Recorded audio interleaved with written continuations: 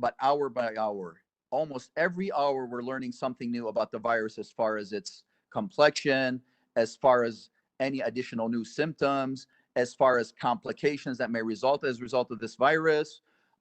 Literature keeps evolving as far as new proposed treatments that might be helpful in managing prophylaxis options from medications to supplements.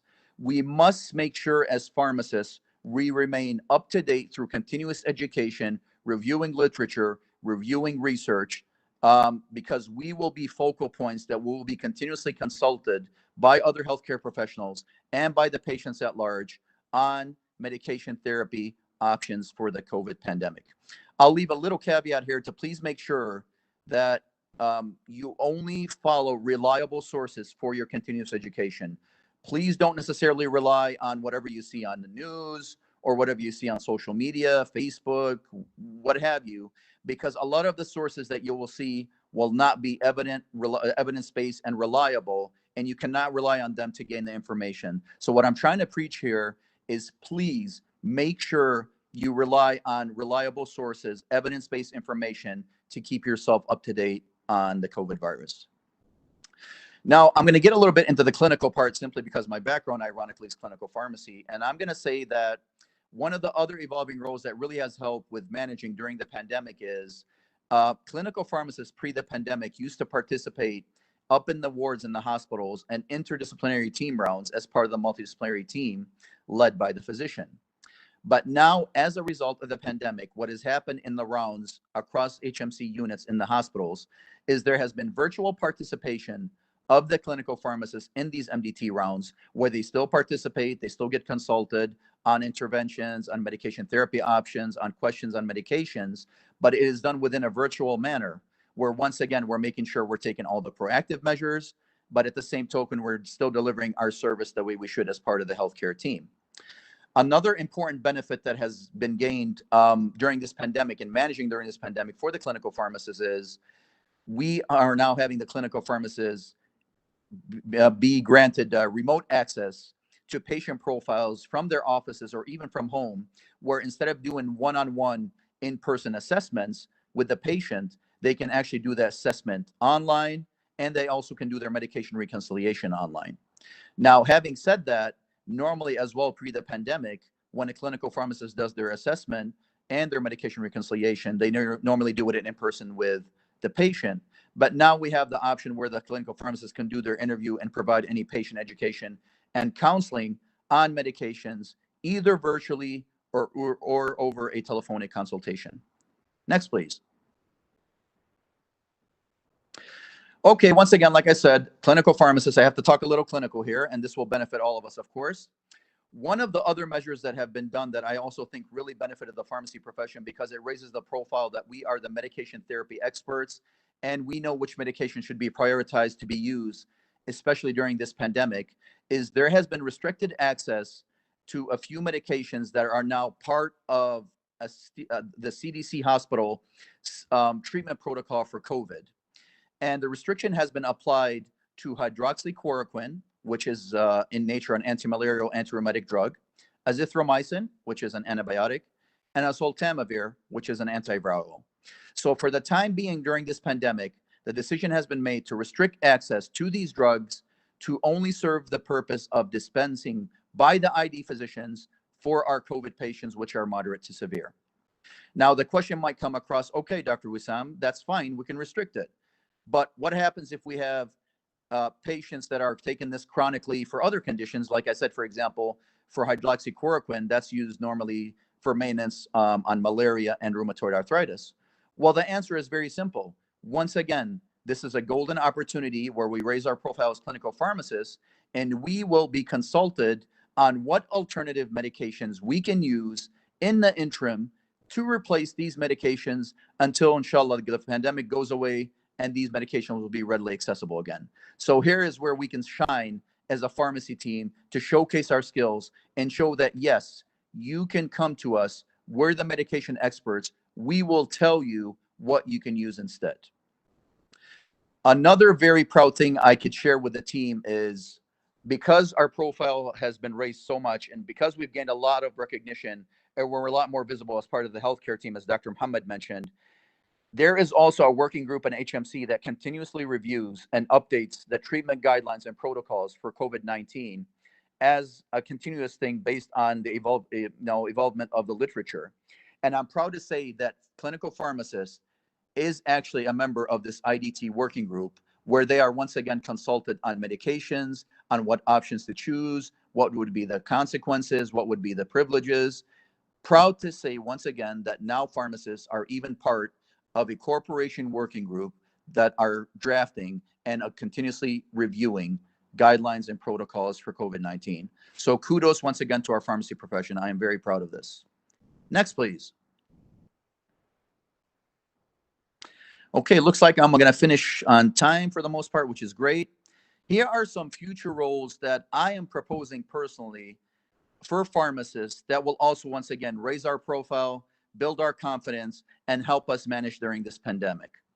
I think to support the prevention of the virus and to support response efforts, pharmacists in the future should be given or granted privileges once they assess a patient and notice that this patient might have suspicious COVID symptoms.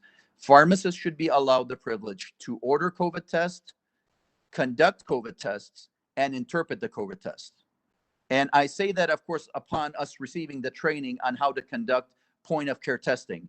And I can tell you from the United States, the government has already granted exception to pharmacists in the US upon getting training, which, by the way, the training on this is very easy to do the swabbing. They've given them privileges, if they find reason to do so, to actually swab patients, collect the specimens, and interpret the results.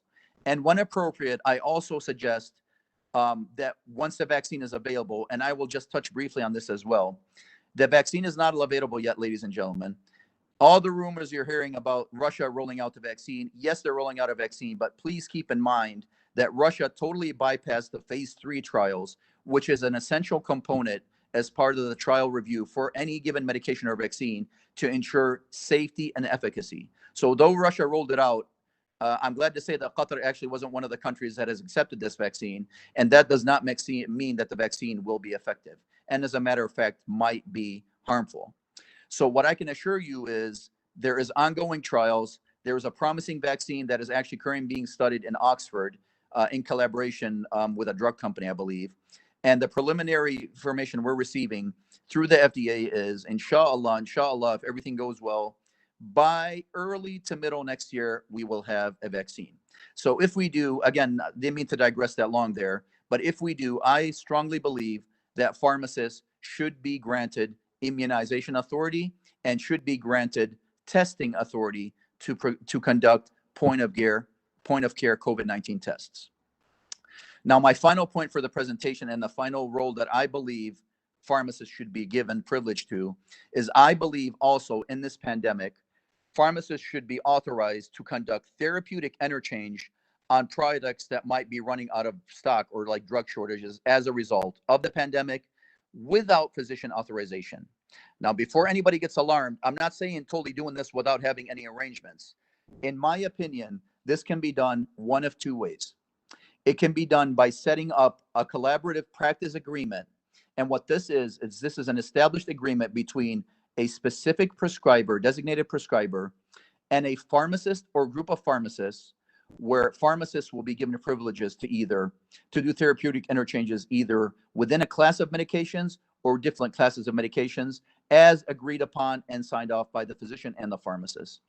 If that takes place, I'll give you a simple example on a drug, hypothetically. Let's say during the pandemic, just to let you know, there's been a lot of studies that have been showing some promise in the utilization of the drug famotidine, which is an H2 or histamine 2 receptor antagonist that is normally used for ulcers and GERD, gastroesophageal reflux disease. There's been some promise in some studies saying that it can help in treating COVID. So there has been a lot of prescribing, not necessarily in Qatar, but worldwide they have been using this drug. So let's say hypothetically that this drug is running out of stock in our pharmacies here. And let's say that our pharmacists have been given a CPA or collaborative practice agreement arrangement with a physician where they can actually switch within the H2RA family to a different drug.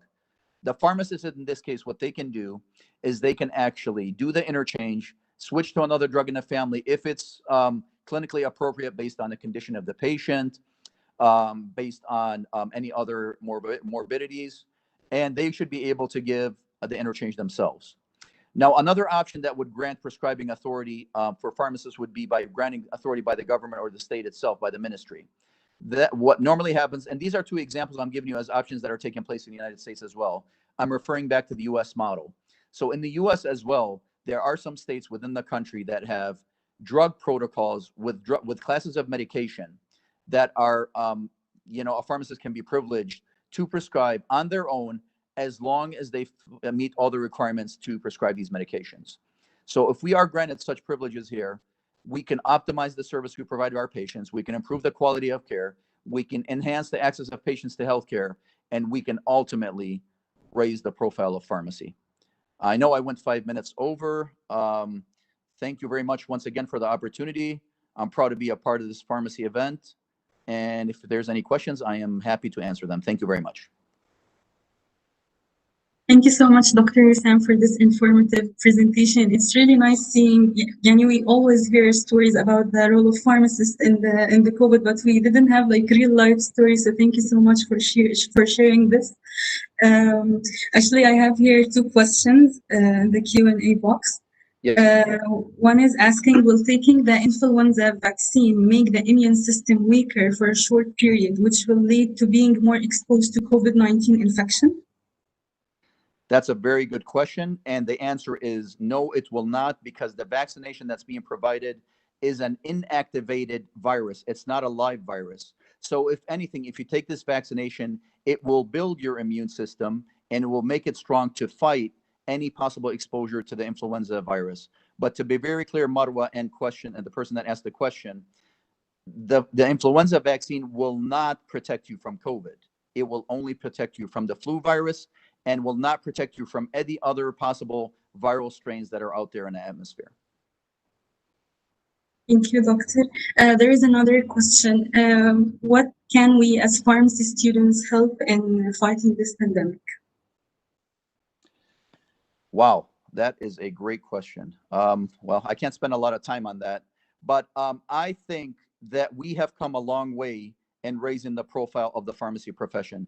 I think the key message for my pharmacy students, our future generation, our pioneers in the movement of the future, is if it's something I can preach for you fellow students, is please continue to stay up to date on the latest in COVID-19. The field is evolving very, very quickly. There's a piece of news that emerges every single day. So as long as you stay current and up to date on the latest as far as proposed treatment options, prophylaxis options, vaccines, you will be the go-to person once you graduate for any information needed on the management and the medication therapy of the virus. So if there is a take-home message I preach for my students specifically, or for the students, I should say, is please continue to stay current and up to date with evidence-based information. Thank you so much, Dr. Wissam. It's really appreciated.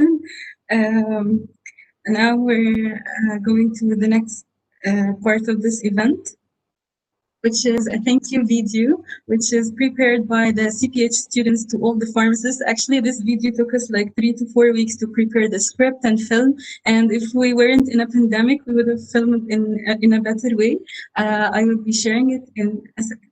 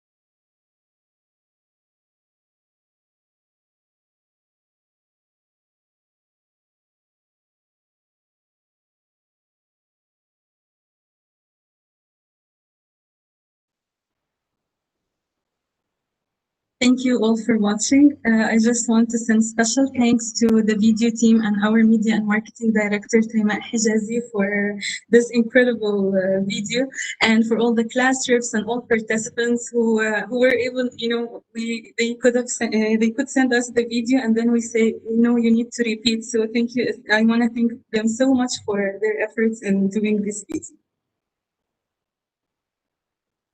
And now to this interactive session for some virtual games, which will be moderated by Fatma Nazar. She will share with you all the details. Hello and good afternoon, everyone. Welcome to the World Pharmacists Day event for the gaming session. We hope you're having a really good time so far, and we have some really exciting and challenging games for you today. Marva, if you can please give me the ball so I can start sharing my screen. Yes, I will now.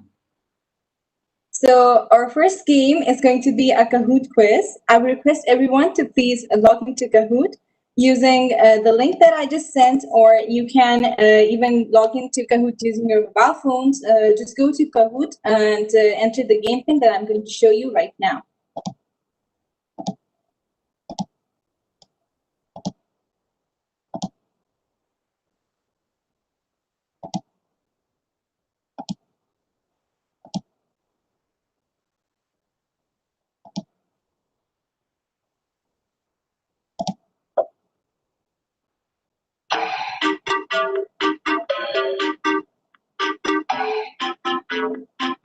So I can just have everyone log in to Kahoot using this pin.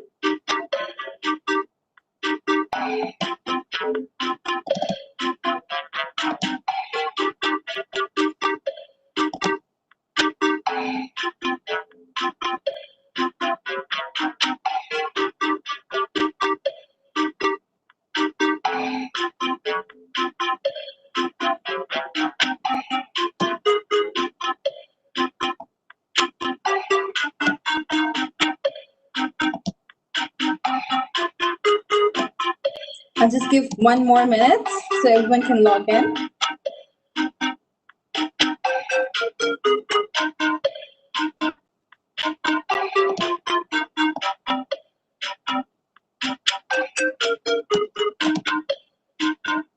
Okay, let's start. So our first question for the game is, the World Pharmacists Day was established by which organization?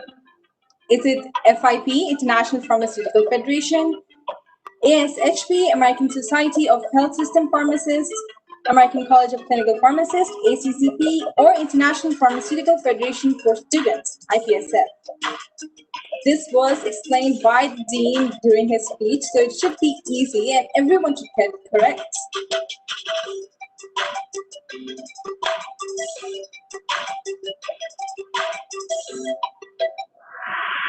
Yes, that is the correct option. And a very fun fact, it is established on the same day that FIP was established. So it's basically a birthday anniversary for FIP as well.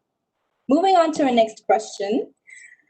Okay, so we have Dr. Dan, our gaming expert, who's on top. Let's see if there is someone out there who can beat him. Which of the following organizations fall under the IPSF EMRO region? Is it RPSA Rwanda? Is it NZAPS New Zealand? Is it ASEPA Algeria? Or is it QFUS Qatar?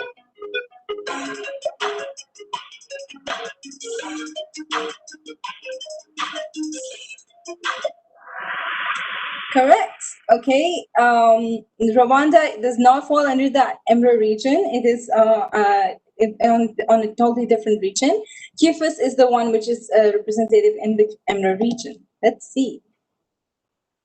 Wow. Okay. So Khalud is on top. Let us have our next question. Which of the following was not invented by a pharmacist? Is it Coca-Cola? Is it Mountain Dew? Is it Pepsi? Or is it Dr. Pepper? All of these are beverages, or you can say soft drinks.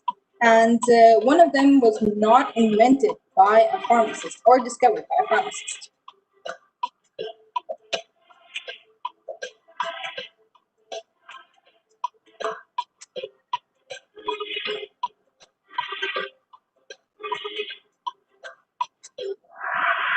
correct option is Mountain Dew. It was not discovered or invented by a pharmacist. All of the rest were, in fact, made by pharmacists.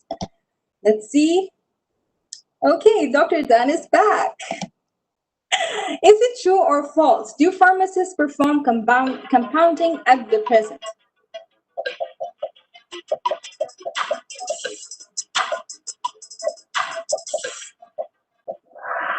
Yes, it is true. Pharmacists do perform compounding to provide optimal patient care, and it is done at the present. What? Okay, so Dr. Dan is down again. Next, who is this? This is a very famous personality, and a very short hint, our pharmacy new building is named after this person. So he's a pharmacist, and the building is named after him.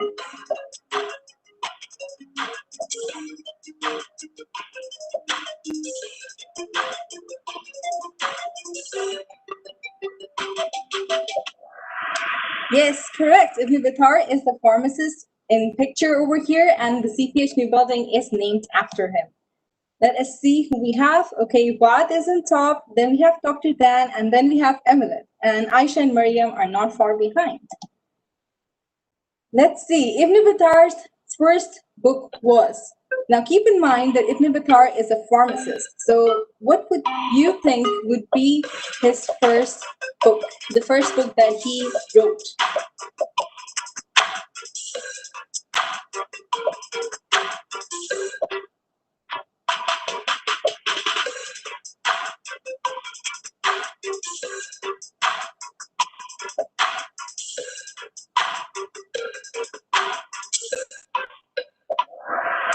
It's a pharmacopoeia because he collected information on numerous drugs, and he collected them in a book, and he published them in the form of a pharmacopoeia. It's his first ever book. All of the rest of the options are not the names of any book in the world. These are just made up names that I made up. So, okay, we have Emilet on top, we have Wad and Mariam, and Aisha and Dr. Dan are not far behind. Let's see what our next question is. Which of the following is the most prescribed medication in the United States? Is it glucophage or metformin? Is it acetaminophen, paracetamol? Is it ritonavir, or is it lisinopril?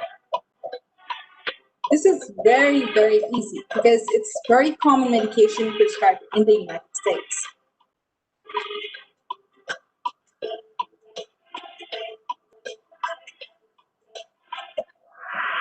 Yes, correct. Acetaminophen is the most prescribed medication in the United States. It's paracetamol. Let's move on to our next question. Let's see. Okay, Emilet is on top, and Mariam and Aisha are not far behind, and Dr. Dan and Wad are also climbing the mountain. Let's move on to our next question. Which of the following is the most expensive drug? Is it atorvastatin? Is it glucophage? It is Adderall or Glybera. It has to do with the function of this drug. What is it used for, basically?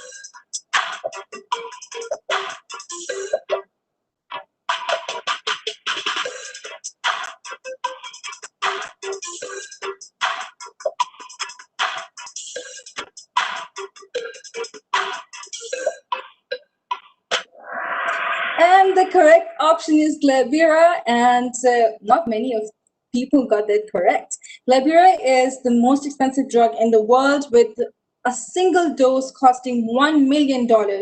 The pharmaceutical company that started making it had to stop because there was only a single dose that was sold of this medication. It's a gene therapy, and it's very, very rare. It's for a very rare disease. Moving on to our scoreboard. Okay, we have a new person on second. It's Dr. Allah. Good to see you. Emilet, Dr. Allah, Mariam, Aisha, and Dr. Dan. Let's move on to our next question. When was the CPH building open for the faculty and students? Is it the 1st of September 2019? Is it the 1st of September 2020? Is it 19th August 2019? Or is it 7th November 2019? We recently had our first year anniversary. It was a very huge deal for us. This should be easy.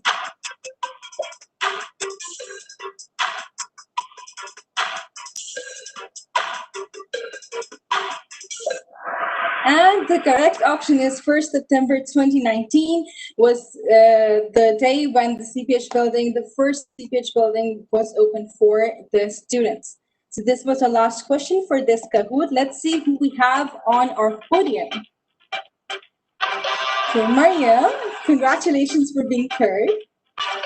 Dr. Ala, congratulations for being second. And who we have as our star?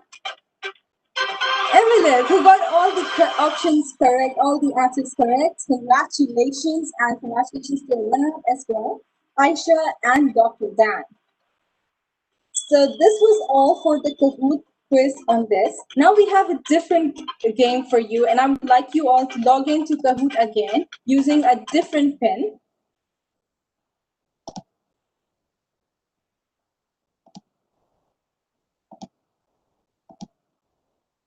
If everyone can log into Kahoot using this pin. And I will tell you a little bit about the game.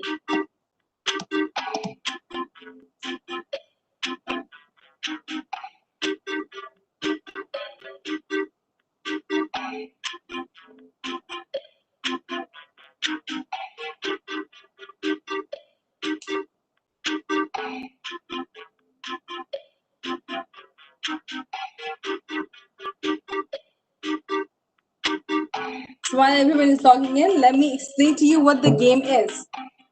This here is an emoji or an emoticon. We use this in our everyday life to express our feelings without actually using words. But today we're going to use it to decipher the drug names. I want you all to look at the drugs carefully, and what happens is you have to name each of the emoji and it will represent a drug name. So I repeat, the question is that you have a couple of emojis, you have to name the emojis and you have to pronounce them, and it will be in accordance to the name of a drug. All of the options are the name of a drug, so you will have some challenge there, but only one of them is actually quite relevant to the emojis that we have. Let us give it a try with the first question.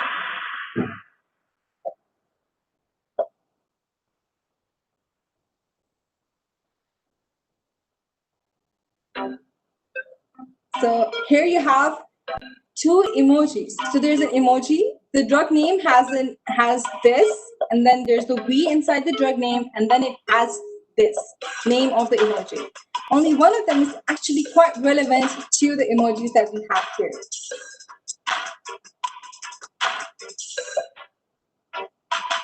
Please make sure that you choose on the basis of the pronunciation as well, because sometimes the drug name is relevant to the pronunciation of the emojis and not the actual emojis themselves.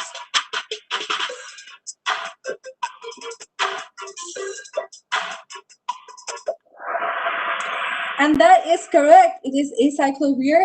The first emoji was a cycle, and then you had a V in between, and the other one was an ear. So it's an acyclovir.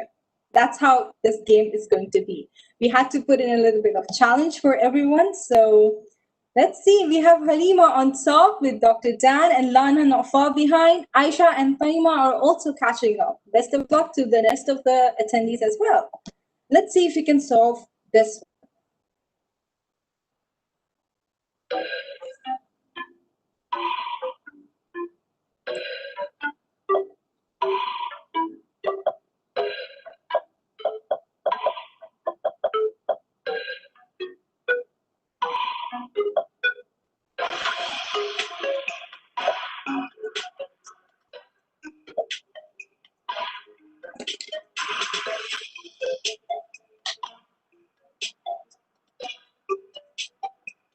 A little hints for everyone, it's an antibiotic.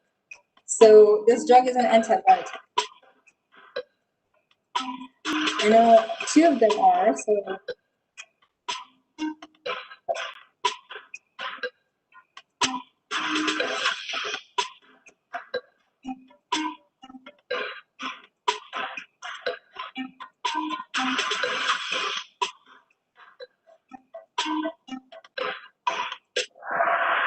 And the correct option is cefazolin. The first emoji was a chef.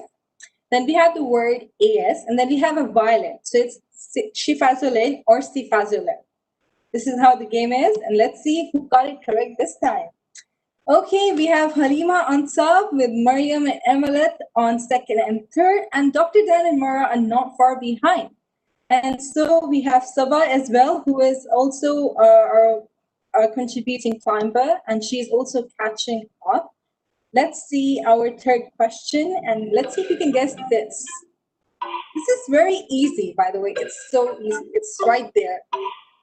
There's only one that has the relevant names.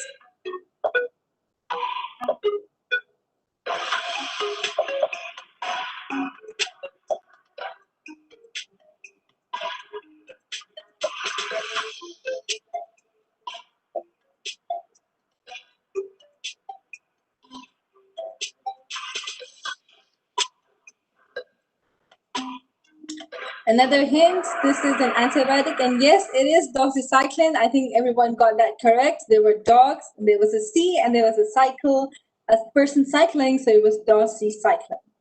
Let's move on to our next one.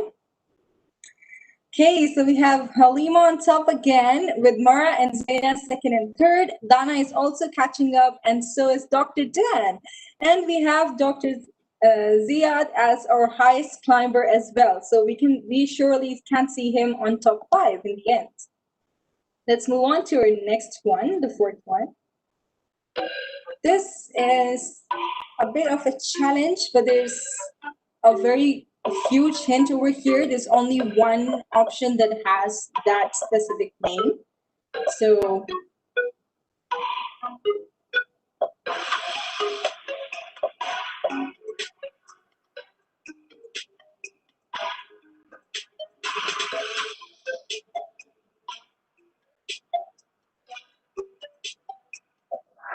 yes, correct. It is penicillin. You have a pen and you have is, and you have the chilling emoji.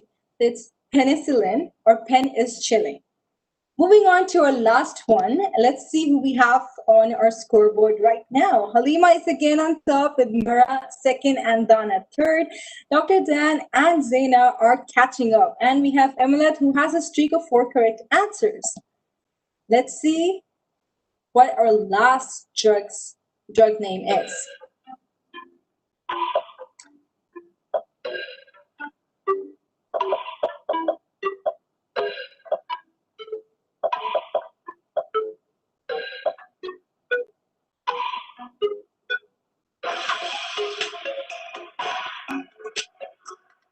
Is it vancomycin, buscopan, moxicod, Carafate?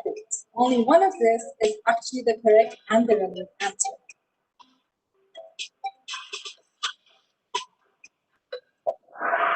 Yes, correct. It is vancomycin. The first, I know why buscopan could also be an obvious answer, but the first emoji was a van. It was not a bus. So it was vanco, and then there was a parent with his son, so it was my son, so it was vancomycin. Let's see who are our scoreboard leaders. So on third, we have Zaina, who got all of them correct. Congratulations. On second, we have Dr. Dan. Congratulations again.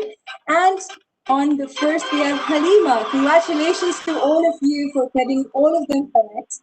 And our runner-ups are Dr. Ziad and Lana. Congratulations to you too. It was a very challenging thing, and it's actually a good thing that you got all of them correct. Now let's move on to our other more challenging game, which is you have to switch to another application. If I would ask everyone to please log into WooClap using this link, just scan the code, or you can use this link and log in. I'll also copy this and send it in the chat box so everyone can access it.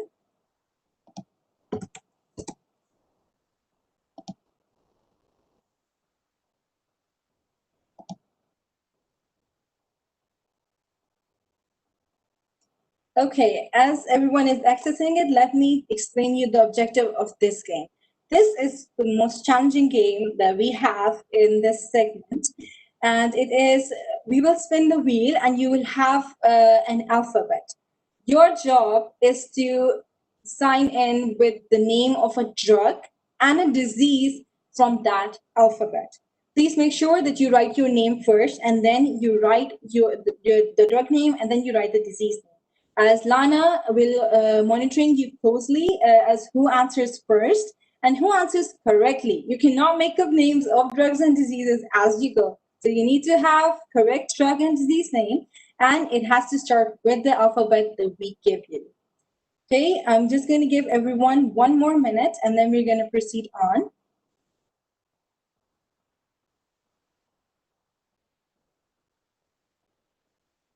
So let's start with our first alphabet.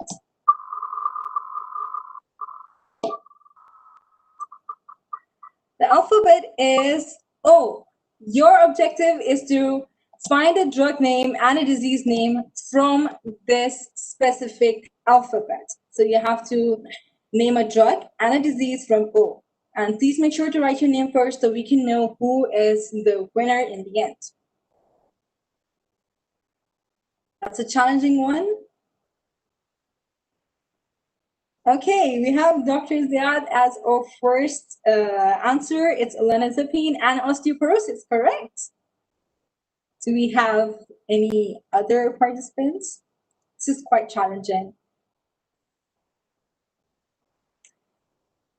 Omeprazole and heartburn. Heartburn is not starting from O, Rahma, so we cannot count that as an answer.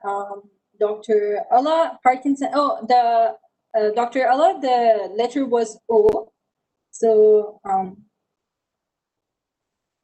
so our winner for this round are Dr. Ziad and Dana and Halima, because they are the ones that answered correctly and they started from O.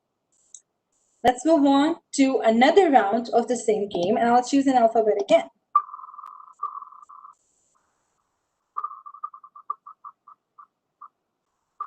Okay, this is going to be really easy. The letter is G. So you have to name a drug and a disease from G. This is our last round for the gaming session. So please make sure that you do have an interactive and contributive effort here. And please write your names so we can know.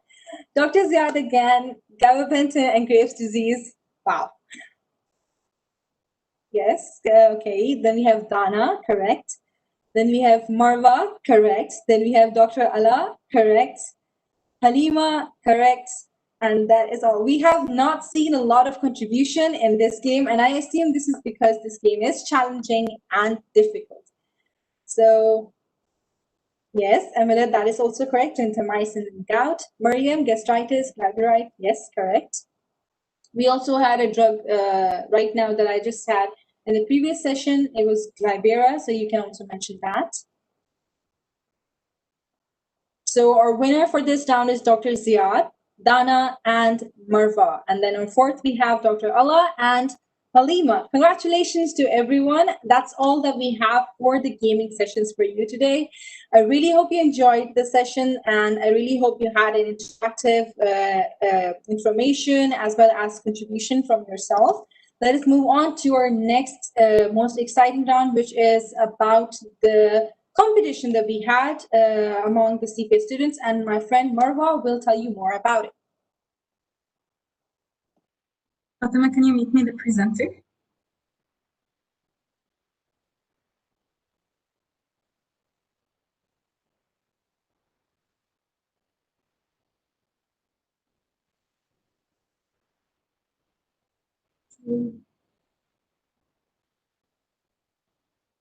Okay, now to the exciting part.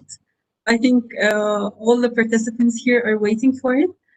2 weeks ago, we announced a competition which involved submitting a video with the theme of building resilience in pharmacy students, where students were asked to reflect on some questions related to the COVID-19 and the beginning of the pharmacy study or this semester. We had actually 2 amazing contributions, and today when we were counting the votes, we were amazed by the interactions on the social media. We had, like, on each video more than 300 likes. Even on Facebook, we had more than 150 likes. So we're amazed by the interactions, and that showed that both videos were amazing. But counting on the votes, 50% on voting on the link and 50% voting on social media, we had a winner, and the winner is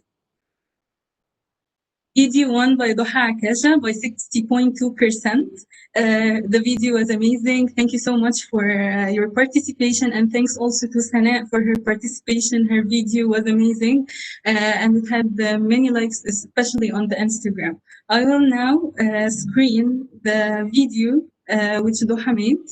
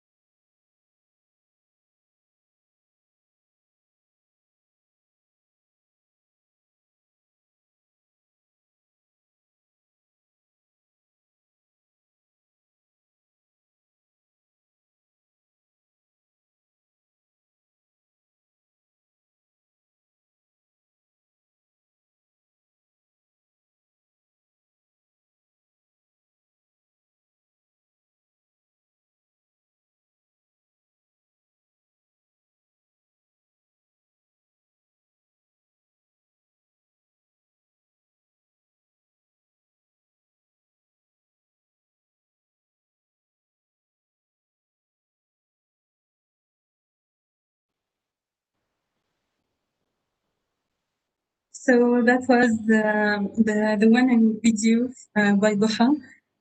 Thank you so much, Doha, for your contribution. And again, congratulations. And also thanks Sana for her amazing video too.